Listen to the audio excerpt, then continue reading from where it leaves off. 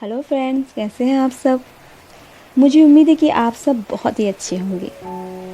और इस लॉकडाउन में ना मेरी ये दूसरी कहानी है जो मैंने लिखी है और मैं आपको सुनाने जा रही हूँ ये कहानी। लेकिन इससे पहले मैं आपको बता दूँ कि इस कहानी का शीर्षक है कि अगर पेट ना होता तो क्या होता। तो क्या कभी आप लोग ने सोचा है कि अगर पेट ना होता तो क्या होता। हमारा पूरा जिस्म होता और उसमें पेट ना होता। तो चलिए मैं अपनी कहानी में आपको बताती हूँ अगर पेट ना होता तो क्या होता।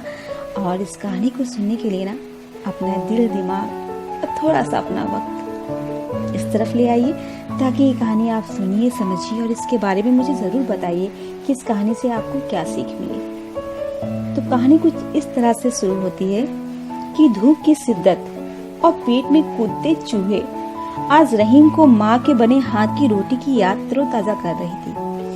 रहीम भूख से बेकरार था और अपनी धुन में चला जा रहा था, ये सोचते हुए कि काश ये 4 किलोमीटर की दूरी पल भर में कम हो जाती, पर ऐसा नहीं हो सकता था। गर्मियों के दिनों की ये तिलमिलाती हुई धूप और रहीम की दूरियों को और ही बढ़ा रही थी। कुछ दूर चलने के बाद रहीम को ये भिखारी दिखा।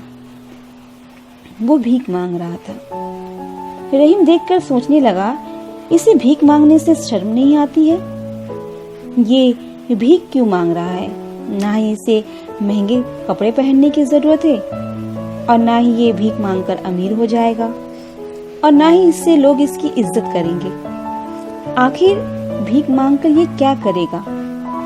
तभी उसे भिखारी की वो हरकत याद आई। उसने उस पर ध्यान दिया कि वो एक हाथ से कटोरा पकड़े हुए है और भीख मांग रहा था और दूसरे हाथ से अपने पेट को सहला रहा था। हाँ भाई, उसे भूख लगी थी। वो अपनी भूख को शांत करने के लिए भीख मांग रहा था। हाँ, यही बात ही है कि उसे मेरी तरह भूख लगी है। इस बात को रहीम ने सोचा। अब तो रहीम के सामने माँ के हाथ की खिलती हुई वो रोटी और माँ के हाथों से खिलाते हुए वो निवाले याद आने लगे। रहीम और तेजी से चलने लगा। रहीम तभी अचानक रुक सा गया। ये क्या, कितनी सुंदर युवती है, बिल्कुल मेरी माँ जैसी, पर वो इतनी धूप में क्या कर रही है।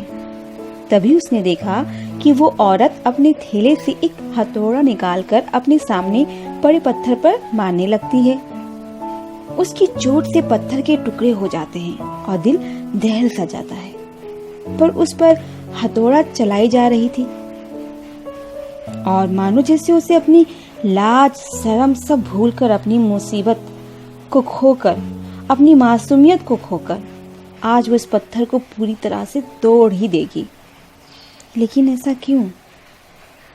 तभी मेरे पीछे से आवाज आई, ए बाई, क्या हो गया। युवती ने कहा, हाँ साहब, बस हो ही गया है। साहब, ये लो 20 रुपया। युवती, धन्यवाद साहब। और वो चल दी। रहीम उसके पीछे पीछे चल पड़ा और कुछ दूर चलने के बाद चाय के ठेले के पास वो औरत जाके रुकी। भैया, 2 कप चाय और पाव देना। उस चाय वाले ने उसे 10 रुपए में चाय और पाव दे दिए। युवती ने तभी अपनी किसी को आवाज लगाई, श्याम, श्याम। दूर से दौड़ता हुआ एक बच्चा आया और माँ तुम आ गई। माँ, मेरा बेटा। हाँ मेरा बेटा, मैं आ गई। और वो चाय और पाव उसने अपने बेटे को खिलाया। शाम, तुम भी खाओ ना माँ। अरे बेटा, मैं तो खा कर आई हूँ। रहीम चुपचाप ये सब देख रहा था। उसकी आंखें नम हो पड़ी हैं। अब रहीम उस युवती के बारे में सोच रहा था। वो इतनी सुंदर थी, फिर भी वो इस धूप में पत्थर तोड़ रही थी और उसने वो काम बड़ी मेहनत से किया और उससे उसे 20 रुपए मिले। वो उस राज्यों से अपने बेटे को चाय पाव खिलाई और वो भूखी रह गई। वो इतनी मेहनत क्यों कर रही थी अपने बेटे की भूख के लिए। इस पेट में इतनी भूख क्यों लगती है। अगर ये पेट ना होता तो क्या वो पत्थर तोड़ती। अब रहीम उदास था। उसको समझ ही नहीं आ रहा था कि लोग इस पेट के लिए क्या क्या करते हैं। इस पेट में आखिर ऐसा क्या है। भूख, प्यास कुछ नहीं, इस भूख को शांत करने के लिए लोग क्या नहीं करते। कल राजू ने बताया था कि उसके यहाँ चोरी हो गई थी। वो चोर चोरी कर रहा था और इस पेट के लिए क्या उसे भी भूख लगी थी? और हमारे मोहल्ले के रिक्शे वाले चाचा जो रोज सुबह 4 बजे उठ जाते हैं और लोगों को बैठाकर धूप में खींचते हुए ले जाते हैं। अम्मा कहती है कि वो बहुत मेहनत करते हैं। क्या उनको भी भूख लगती है? वो अपने पेट की भूख को शांत करने के लिए ये मेहनत करते हैं।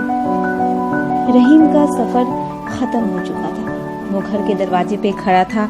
जैसे ही उसने दरवाजा खटखटाया, उसकी माँ ने दरवाजा खोला। रहीम झट से माँ के गले लग गया। माँ समझ गई और उसने कहा कि क्या बेटा, तुझे भूख लगी है? चल हाथ मुंह धो ले, मैंने आज खीर बनाई है। पर रहीम अपनी माँ का दामन छोड़ ही नहीं रहा था। उसके जहन में सब सवाल उठ रहे थे। अगर पेट ना होता तो क्या होता? साथ ही ये सवाल उसे घेरे हुआ था। माँ, रहीम क्या हुआ बेटा? रहीम के मुंह से अचानक से निकला, माँ अगर पेट ना होता तो क्या होता? रहीम की माँ कुछ देर सोचकर बोली, अगर ये पेट ना होता तो जिंदगी सही मजा हम जान ही नहीं पाते। दरअसल बेटा, इस दुनिया में जितना भी काम होता है ना, वो सब इस पेट की भूख को शांत करने के लिए है। अगर पेट ना होता तो इंसान की ज़रूरतें नहीं होती।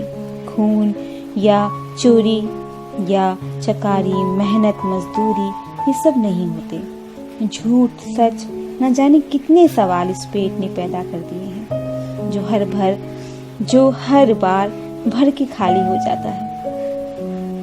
रहीम ने कहा, हाँ माँ, शायद तुम सही कह रही हो। रहीम ने बहुत ही धीमी आवाज में कहा, अगर पेट ना होता तो शायद कुछ ना होता। मेरी ये कहानी यहीं पे खत्म हो गई है, लेकिन अब सवाल हमारे सामने भी आता है कि अगर पेट ना होता तो क्या होता। तो जरा इस बार पे आप भी अपनी राय बताइए मुझे, और सोचिए कि अगर वाकई पेट ना होता, भगवान ने पेट ना बनाया होता, उस ईश्वर ने, उस अल्लाह ने हमें इस पेट ना दिया होता, तो न जाने आज हम कहाँ और कैसे और किस तरह से हमारे काम होते और किस तरह से हमारी ज़िंदगी गुजरती। क्या ये चोरी चकारी, ये गुंडागर्दी, ये लोगों में आपस में झगड़ा, ये सब चीज़ें नहीं होती?